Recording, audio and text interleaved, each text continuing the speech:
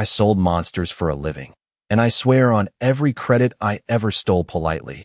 The only creature that ever made me afraid was a human who felt sorry for something the rest of the galaxy had abandoned. My name is Torek Van, licensed acquisition broker, market evaluator, and, depending on which court system you ask, professional liar with excellent paperwork. For 12 cycles, I worked the east spine of Caro's Market, a floating trade bazaar bolted to the underside of a dead mining station somewhere past the legal edge of civilized space. If you needed a volcanic hound that could smell fear through steel, I knew a supplier. If you needed a glass serpent trained to guard vaults without blinking for 6 months, I knew a breeder. If you needed a bodyguard with 4 arms, no questions, and a contract that technically did not violate the Orion Labor Accords, I could arrange that before lunch. I had seen war beasts in shock collars, pirate captains sold under false names, royal pets worth more than small moons, and one choir of psychic mushrooms that made 3 customers confess tax crimes just by humming. So understand me when I say this clearly. I was not sentimental. Sentiment got you robbed. Mercy got you stabbed in the invoice. And pity, in Caro's Market, was what poor people called bad math. Then Caleb Walker walked in. Human male, maybe 6 feet tall, maybe 180 pounds, plain brown jacket, dust on his boots, tool bag over one shoulder. No armor. No escort. No visible weapon.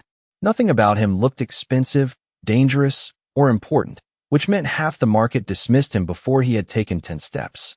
Humans had a reputation out there, of course, but reputation is a funny thing. In military reports, they were deathworlders. In border bars, they were trouble with pulse rates. In markets like ours, they were customers who asked too many moral questions and paid in full, which made them annoying but useful. Caleb did not look like trouble that day. He looked tired. The kind of tired that comes from bad coffee, cheap ship air, and a long trip made for reasons nobody else understands. He moved through the crowd slowly, eyes passing over cages, stalls, contract boards, auction lights, and things better left unnamed. Most customers stared at the rare items. Caleb stared at the locks. That was the first thing I noticed. Not the merchandise. Not the prices. The locks. Like he was counting exits in a room that did not know it was already being judged. Then he reached pole 7. Everyone knew pole 7. It stood near the old ventilation fans, under a yellow light that made every species look sick. Chained there was Viola Thorne, though nobody used her name then. Names made property complicated. She sat with her back against the pole, silver gray hair hanging forward, wrists bound in dull black restraints, head lowered like she had run out of reasons to raise it.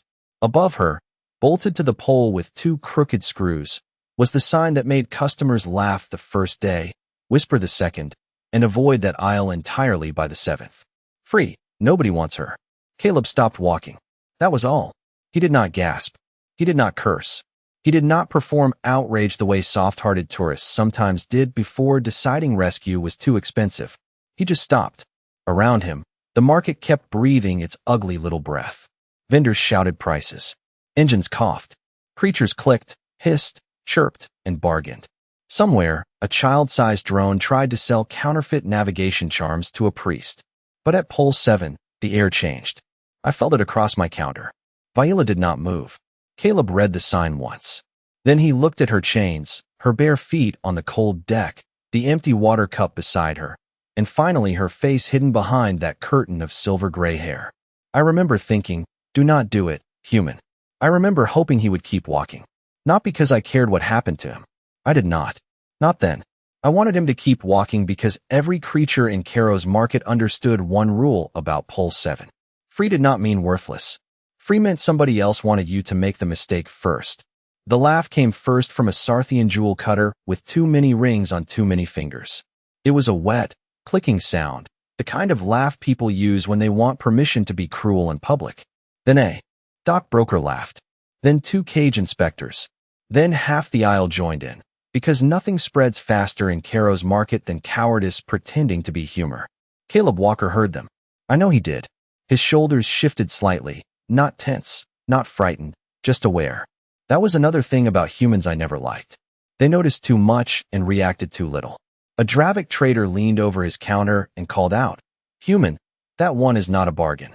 She is a disposal problem with hair." More laughter. Someone else said, Take her home, and she will ruin your ship by morning. A third voice shouted, if she is still breathing by dinner, bring her back, and we will all apologize. Nobody meant it. Apologies were not a market currency. Caleb did not answer. He stepped closer to pole 7 and crouched down, careful, slow, leaving space between himself and Vaila Thorne, as if she were not chain merchandise, but a person who deserved warning before a stranger entered her reach. That made the crowd laugh harder. In Kairos, kindness looked like weakness, and weakness was free entertainment. I left my counter because I wanted a better view, and because if the human actually took her, somebody would need to witness the liability transfer. My assistant, a nervous little blue-skinned accountant named Pell, grabbed my sleeve and whispered, "Boss, do not get close." I told him not to be dramatic, which was rich coming from me, because my own feet had already slowed. Vaila had been at pole 7 for 9 market days. Before that, she had belonged to a mining captain who returned her without asking for a refund. Before him, a security guild tried to train her as a gate sentry and filed a complaint that made no sense at all. Before them, a noble family from the inner moons bought her for decorative household service, then paid extra to have their name removed from the chain record. 17 owners in total. 17 returns. No confirmed crimes. No listed disease. No visible defect except the one thing nobody could put on a form. Things failed around her. Locks jammed. Lights flickered. Translation implants stuttered. Small machines forgot instructions. The market medics scanned her twice and found nothing except elevated stress markers and an old genetic classification that had been scrubbed so thoroughly the database showed a blank space where her species history should have been. Blank spaces are expensive.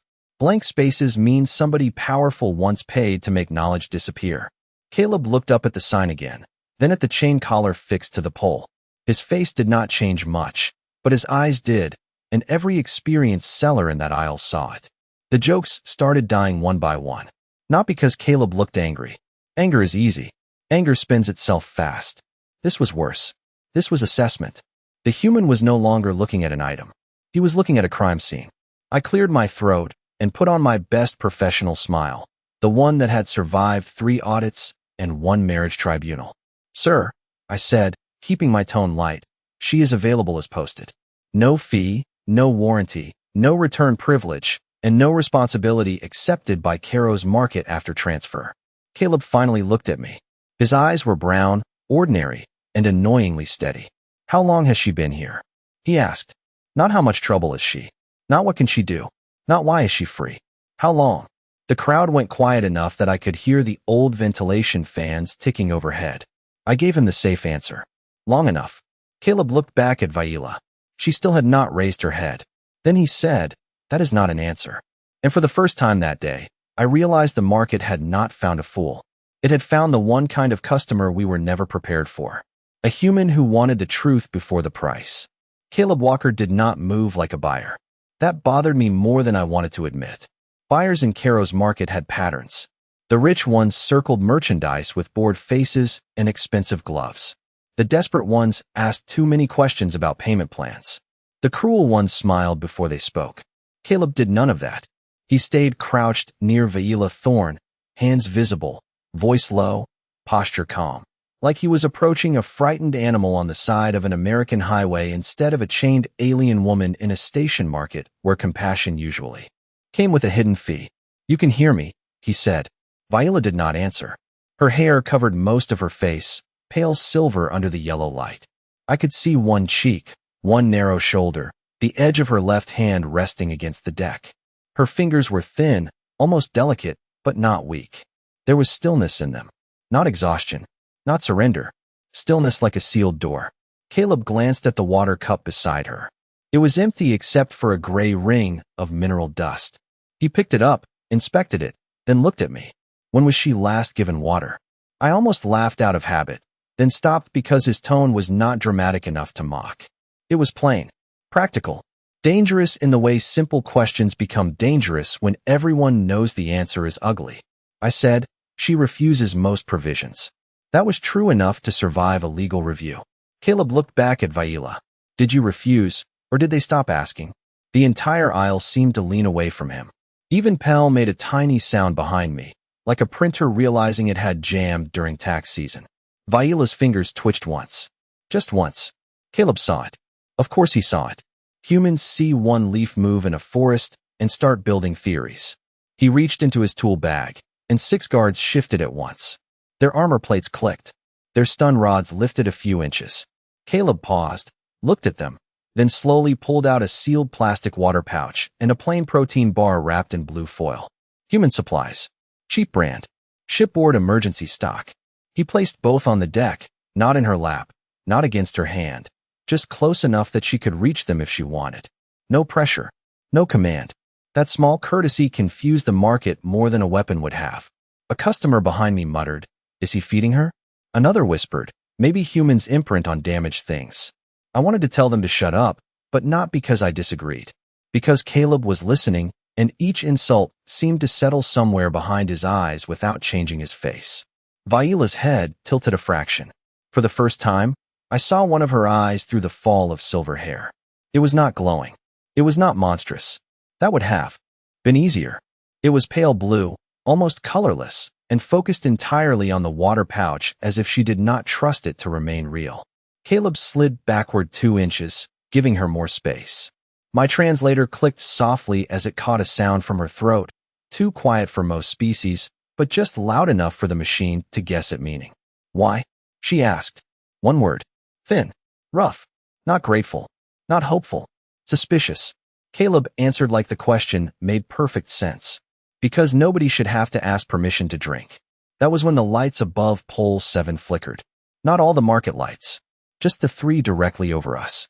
They blinked once, then steadied. Every vendor in range stopped pretending not to watch. I felt the skin along my neck tighten. The last time those lights flickered, a register erased 4 days of sales records and blamed a weather event inside a space station. Caleb did not look up. Vaila did. Only slightly. But it was enough for the nearest guard to take 1 full step back. I hated him for that step. Not because it was cowardly. Because it was honest. Caleb noticed the retreat, then noticed how no one else would meet Vaila's eye. He stood slowly, dusted one knee with the side of his hand, and turned toward me. "All right, Torek Van," he said, pronouncing my name correctly, which was rude in its own impressive way. "Tell me what she is accused of." I spread my hands, showing empty palms. Universal language for please do not involve me in whatever moral disaster you are preparing. Accused? Nothing officially. Officially, she is unclaimed transferable property with voluntary release status. Caleb stared at me. She is chained to a pole. I nodded. Yes, that is the transferable part. Somewhere behind him, Vaila touched the water pouch with 2 fingers, like it might vanish if she held it too quickly. Caleb did not turn around. He let her have that private moment. And that, more than the questions, more than the steady eyes, more than the way the guards kept adjusting their grip, told me exactly what kind of human had walked into my market. Not a hero. Heroes are loud and usually broke. Caleb Walker was worse. He was patient. And patient. Humans, I would soon learn, are where bad systems go to die quietly. By then, every vendor within 50 feet had developed a sudden interest in Caleb Walker's choices. They pretended to polish counters, organize tags, adjust inventory screens, and inspect creatures that absolutely did not need inspecting. Nobody wanted to be seen watching Pole 7. Nobody wanted to miss what happened next either. That is the thing about markets like Kairos. We were all cowards, but we were professional cowards, and professional cowards understand the value of information. Caleb stood between me and Vaila Thorne with his tool bag hanging from one shoulder, looking less like a customer and more like a man trying to decide which part of a machine had failed first. I decided to help him make the sensible choice, mostly because sensible choices kept insurance rates low. "Mr. Walker," I said, using the polite form humans liked, "you seem like a practical individual. So let me be practical with you. Walk away." His expression did not change. Why? I looked toward the nearest guards. They looked away. Very reassuring. Because everyone who took her regretted it. Caleb glanced over his shoulder, not directly at Vaila, but toward the space beside her, giving her the dignity of not being discussed like furniture even while standing in the worst furniture store in the galaxy. Regretted how? That was the problem with humans. You gave them a warning, and they treated it like an invitation to request documentation. I lowered my voice. Her first recorded owner was a cargo captain out of Bellatrix Station. Big ship, 12 decks, good crew. He brought her aboard as indentured maintenance staff. Within 48 hours, every magnetic seal on the lower decks began unlocking at random. Not opening, unlocking, as if the ship had quietly decided captivity was embarrassing. Caleb blinked once. Mechanical failure? That is what the captain wrote. Then he returned her personally and refused to step within 10 feet of her chain. Caleb looked at the restraints around Vaila's wrists. And the second owner? A private security guild. They wanted someone quiet for observation work. Their training drones lost target recognition whenever she entered the room. Not malfunctioned. Lost interest. One drone logged her as empty space. Another identified her as its commanding officer and asked for orders. That got a reaction. Not fear. Not surprise. Caleb's brow tightened. The way mechanics look when a noise in the engine finally starts making sense. And the others? I spread my hands. Homes with doors that opened by themselves. Vaults that would not stay locked. Surveillance recordings that blurred only around her face.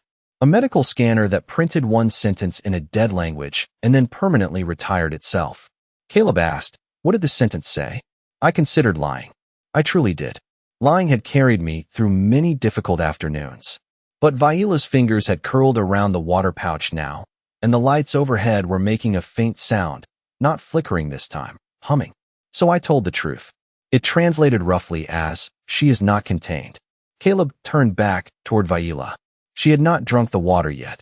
She held it in both hands like she was trying to remember what trust felt like. Behind us, the Dravik trader who had joked earlier backed into his own display case with a soft clatter. Caleb heard that too. Of course he did. He looked at the guards, the vendors, the customers pretending to be statues, and then finally at me. If she is so dangerous, why is she still chained here? For one beautiful second, I had no answer.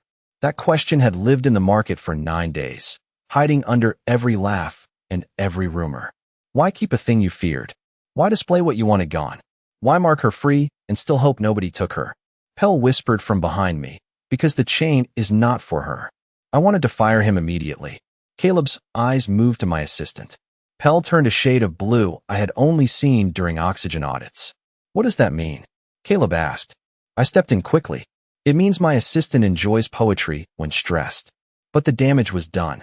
Caleb had heard the shape of the truth. Vaila slowly raised the water pouch to her lips and drank. A small act. A normal act. Nothing dramatic. Yet every restraint on pole 7 clicked once in perfect unison. Not opened. Not broken. Just clicked, like locks clearing their throats before speaking. The guards lifted their weapons higher. Caleb did not step back. He stepped slightly to the side, placing himself between Vaila and the nearest raised barrel without making a performance of it. Human stupidity, I thought. Human bravery, I corrected a moment later. Then Vaila spoke again, softer than before. "Do not ask them what I am." Caleb looked down at her, calm as a Sunday morning in a small American town. "What should I ask?" Her pale eyes shifted toward me, then toward the market owner's black office window above the aisle. "Ask them who they are hiding me from." The question landed in Caro's market like a dropped wrench in a silent engine room. "Ask them who they are hiding me from." Vaila Thorne said it quietly, but quiet words travel far when everyone is already scared. Caleb Walker looked up at the black office window above the aisle, the one-way glass where market owner Ralvix usually watched disputes become profitable. Ralvix did not come down for small problems. He sent clerks for refunds, guards for theft, lawyers for anything with paperwork. But for Vaila, the window darkened, and every vendor in range suddenly remembered urgent business somewhere else. I tried to step away too. Caleb noticed. Of course he did. "Mr. Van," he said, still polite, still calm, which somehow made it worse. "Who is up there?" I smiled the way professionals smile when standing near a fire and hoping the building belongs to someone else. "Management." Caleb nodded once. "Then I would like to speak with management." Several guards shifted their boots. One of them, a broad-shouldered Quran with polished shoulder plates and the personality of a locked door, said, "Human, market management does not answer customer questions in active transfer zones." Caleb looked at him. "Then I am not asking as a customer." The guard made the mistake of smiling. "Then what are you asking as?" Caleb crouched, picked up his tool bag, and set it on the deck between his boots. Not quickly, not dramatically, just with the patient care of a man who had fixed generators in freezing rain and did not expect machinery to cooperate. Until properly persuaded. As a witness, he said. That word did something strange to the crowd. Buyers understood ownership. Sellers understood contract language. Guards understood force. But witness was a human word in that moment, heavy with courts, churches, small-town juries, body cameras, and mothers asking exactly what happened here. Pell inhaled too sharply behind me. I wanted to cover his mouth. Caleb opened his bag and removed a compact scanner, scratched, patched with silver tape, the kind of civilian tool mechanics used to find pressure leaks and bad wiring on freighters. The Koran guard scoffed. You plan to repair the pole? Caleb did not look at him. Maybe. He ran the scanner along the base where Vaila's chain anchor met the deck plating. The device chirped, then displayed a row of red warning bars. Caleb turned it slightly, frowned, and scanned again. Now that was interesting. Human faces are soft, expressive, practically designed to leak information, but his went still in a way that made my stomach tighten. He had found something. Not Vaila. The pole. He tapped the scanner screen. This anchor is drawing power. My mouth went dry. That is impossible, I said automatically, which is what guilty infrastructure always makes people say. Caleb angled the scanner so I could see. There it was. A thin energy feed running from the pole down into the deck, routed through old market wiring and disguised as a lighting circuit. Not enough power to run a shield. Not enough to hurt anything. Just enough to keep a signal alive. Caleb looked at Vaila. Are they tracking you? She lowered her eyes. Not me. The chain. The nearest guard said, that equipment is market property. Caleb ignored him, which I admired in theory and feared in practice. He opened a side pocket and pulled out a pair of insulated cutters. The guard stepped forward. Human, do not touch that anchor. Caleb paused with the cutters in his hand and finally looked at him. Why? There it was again. That terrible little human question. Why? The guard had no good answer. Orders, he said. Caleb nodded, as if that explained everything and excused nothing. Then he asked the wrong question, the one no customer in. Caro's market had ever asked because customers wanted ownership, not accountability. What did you do to her? Nobody laughed this time. Above us, the black office window lit from behind, revealing the silhouette of Ralvix himself, tall, thin, and very still. Vaila's hand tightened around the water pouch. The three lights overhead dimmed until the aisle looked like late evening back on some dusty roadside in Kansas. Caleb did not raise his voice. He did not threaten anyone. He simply placed the cutters against the powered line at the base of the pole and said, I am going to disconnect this. If that is a problem, now would be the honest time to explain why. Ralvix's voice came through the market speakers, smooth as oil poured over broken glass. Step away from the asset, Mr. Walker. Caleb looked up at the window. Asset. Vaila flinched at the word, just barely. Caleb saw that too. His thumb tightened on the cutters. In that second, I understood something that my species should have written down centuries earlier. A human does not need to hate you to become dangerous. Sometimes all he needs is to hear you call a person the wrong thing. Caleb Walker cut the line. Not the chain. Not yet. Just the hidden power feed running through the base of pole 7. The little secret wire that had been pretending to be part of the lighting system. The cutters made a small snap, so small most people in the market would have missed it on any normal day. But there are no normal sounds when an entire aisle is holding its breath.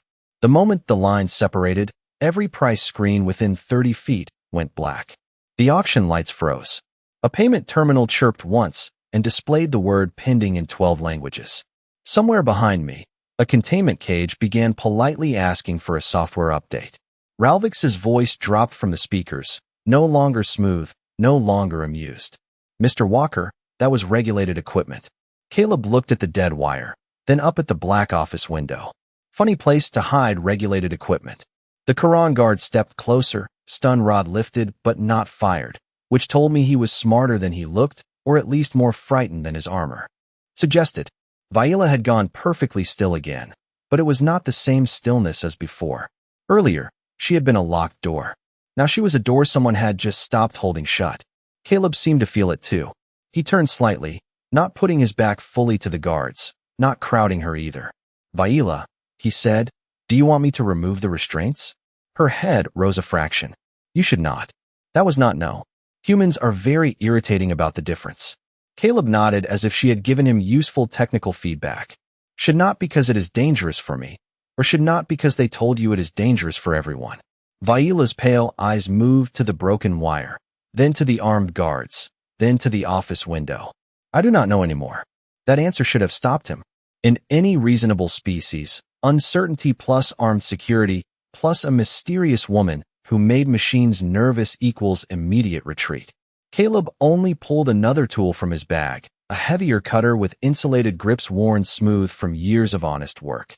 I had seen rich men carry ceremonial blades worth more than my stall. I had seen mercenaries display military-grade plasma tools just to impress scared clients. Caleb's cutter looked like something bought at a hardware store outside Denver and used to repair farm gates. Somehow, that made it worse. Ralvik spoke again. Human, final warning. The asset is under market protection. Caleb did not look up this time. People do not need collars for protection. The first restraint resisted him. I saw the muscles in his forearm tighten. Nothing dramatic, just pressure, steady and controlled. The cutter jaws bit down around the wrist lock. For 1 second, nothing happened. The Quran guard exhaled in relief. Someone in the crowd whispered that human tools were primitive. Then the cutter handle bent. Not the lock. The tool. The metal handle curved under Caleb's grip with a slow, complaining groan. And for the first time all day, Caleb looked genuinely annoyed. Not afraid. Annoyed. Like the universe had handed him a cheap wrench at the worst possible time. He inspected the bent cutter, sighed, and set it down. I would have stopped there. Most species would have stopped there. Caleb reached for the chain itself. Vaila's voice sharpened. Do not. He paused. Her fingers trembled once against the restraint, the only sign that something inside her was fighting to stay buried. Caleb's voice softened. I am not leaving you here. No speech. No oath. No grand heroic nonsense. Just 7 words, delivered with the calm certainty of a man stating the weather. Then he wrapped both hands around the anchor bracket where the chain met the pole. Every guard raised his weapon. Every vendor leaned back. Every sensible instinct in my body begged me to get behind something expensive and insured. Caleb pulled. At first, the bracket held. Then the pole made a sound I had never heard metal make before, a low strained creak that traveled through the deck and up through my bones. Caleb's boots slid half an inch. He adjusted his stance, feet shoulder-width apart, knees bent slightly, like a man moving a refrigerator for a neighbor who promised pizza afterward. The deck plate buckled. The anchor bolts lifted one by one, not flying, not bursting, just surrendering with humiliating little pops.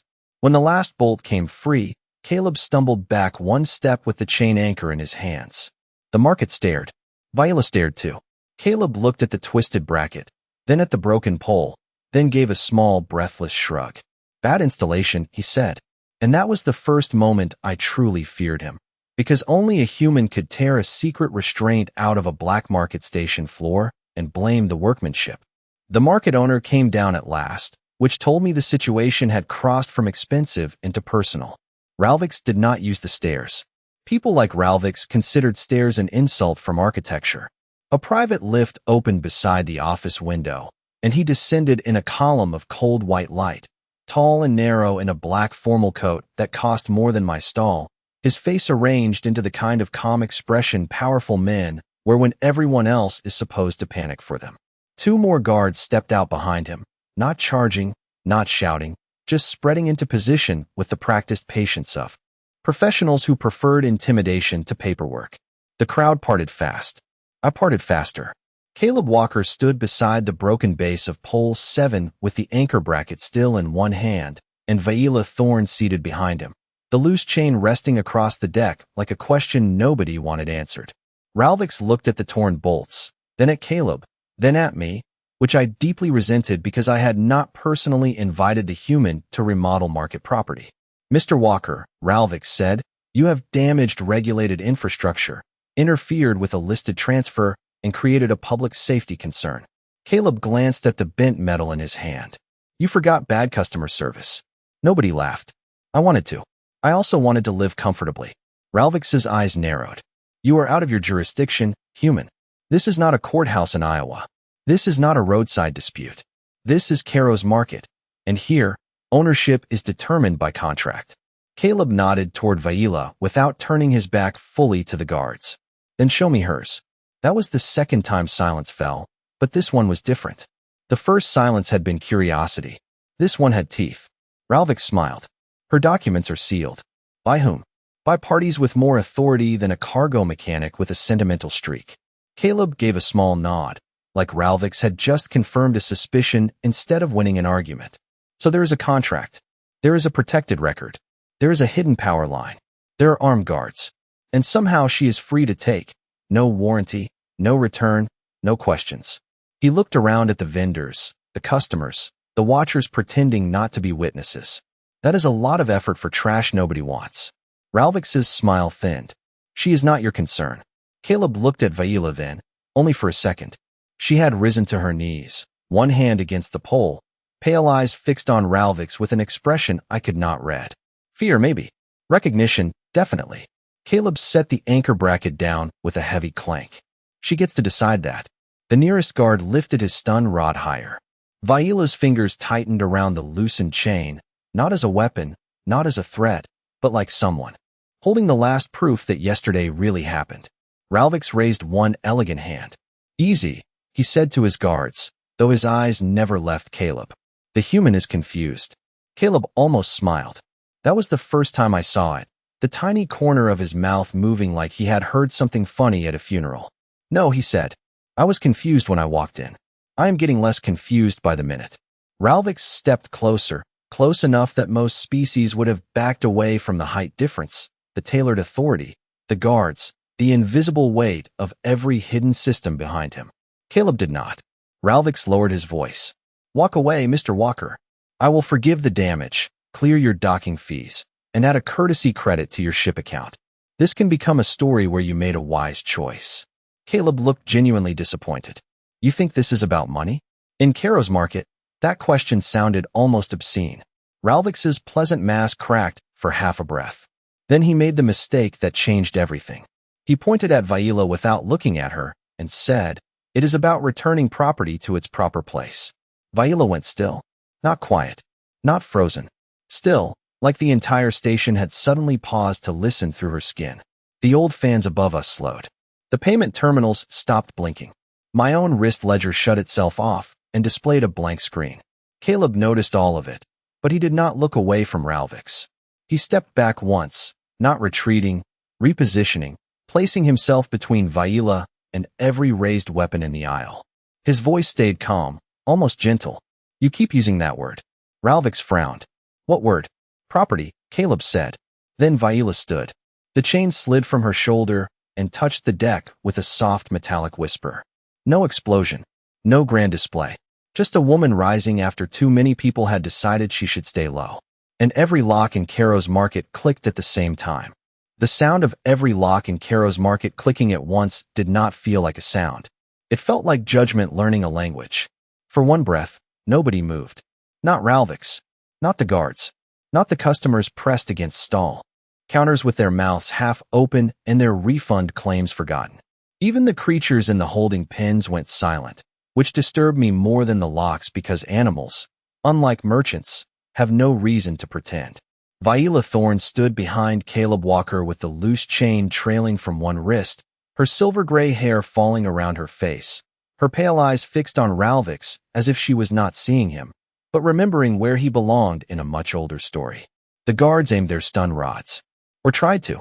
The rods rose 6 inches, then stopped, trembling in their hands like they had suddenly become too heavy for courage. One guard muttered a prayer to a maintenance god. Another whispered, systems failure. That was adorable. We always called miracle systems failure when we wanted to sound educated. Ralvik's took one step back. Small step. Careful step. The kind powerful people take when they do not yet want witnesses to know they are afraid. Vaila looked at the weapons, and the weapons lowered themselves. Not dropped. Lowered. Politely. Like trained dogs remembering the real owner had entered the room. Caleb noticed, of course. His eyes flicked to the rods, then to Vaila, then back to Ralvik's. He did not smile. He did not celebrate. Humans are strange that way. Give one of them proof that reality has just switched sides, and he starts checking whether everyone is all right. Vaila raised her free hand. The chain at her wrist uncoiled link by link and slipped apart without breaking, each piece separating as neatly as if it had never been forged together. Across the aisle, cage latches opened. Contract cuffs released. Storage vaults unlocked. Not the money vaults, I noticed with a shameful little spark of relief. Only the restraints. Only the things made to keep breathing beings where somebody richer wanted them. Ralvix's face had gone pale along the jawline. Vaila, he said, and that was the first honest word he had spoken all day because it was her name. She tilted her head. You remember it. The market speakers crackled. My wrist ledger flashed on by itself, then displayed a symbol I had never seen, a circle cut by 3 vertical lines. Around the aisle, other devices showed the same mark. The old databases were waking up, not from commands, but from recognition. Pell, my doomed little assistant with excellent timing and no survival instinct, whispered, that is pre-concordance military script. I hissed at him to stop knowing things out loud. Too late. Caleb heard. Ralvix heard. Vaila heard. Her eyes shifted to Caleb for the first time with something like apology. I was not sold, she said. My species built guardians for colony gates. Living keys. Living shields. We opened what needed opening and sealed what had to stay closed. Then the wars came, and people decided keys were more useful with chains. Nobody spoke. Even Ralvix had run out of polished lies. Caleb's voice stayed low. Are there more like you? Vaila looked toward the rows of cages, the locked contracts, the frightened faces pretending not to hope. Not anymore, she said. The words were simple. They landed harder than any threat could have. Ralvix recovered enough pride to make his final mistake. He lifted his hand toward a hidden control ring on his finger. I saw the motion. Caleb saw it sooner. But Vaila did not need to look. The ring peeled open like a flower and fell harmlessly into Ralvix's palm, its inner circuitry exposed and dark. Vaila stepped around Caleb then. He did not stop her. He only moved with her, close enough to help if she stumbled, far enough to show the choice was hers. That detail mattered. In a market built on ownership, he made room for permission. Vaila faced Ralvix. You kept the signal alive, she said. Who was following it? Ralvix's mouth opened.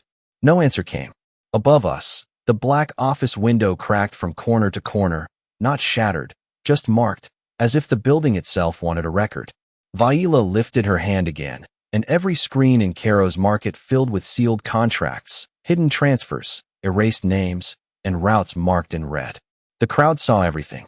The sellers, the buyers, the guards, the people who had laughed, the people who had looked away. Caleb stared at the screens, jaw tight, and for the first time that day, I saw anger in him. Not loud, not wild, controlled, human. Vaila looked at him, almost uncertain. I can open all of it, she said. Caleb nodded once. Then open it, he said. Not for me, for them. And every door in the market began to unlock. Every door in Caro's market opened, and for the first time in 12 cycles, the station sounded less like a business and more like a place waking up from a bad dream. Cages unlocked. Contract bands released. Holding rooms slid open. Not one creature rushed forward in chaos the way the guards expected. They stepped out slowly, blinking under the lights, looking at one another as if freedom was a language they had heard as children but forgotten how to speak. That was the part nobody tells correctly when they repeat the story in bars. They make it sound loud. They make it sound like alarms and shouting and heroic music. It was not. It was quiet. Terribly quiet. A dozen guards stood frozen with useless weapons in their hands, and none of them seemed certain who was giving orders anymore.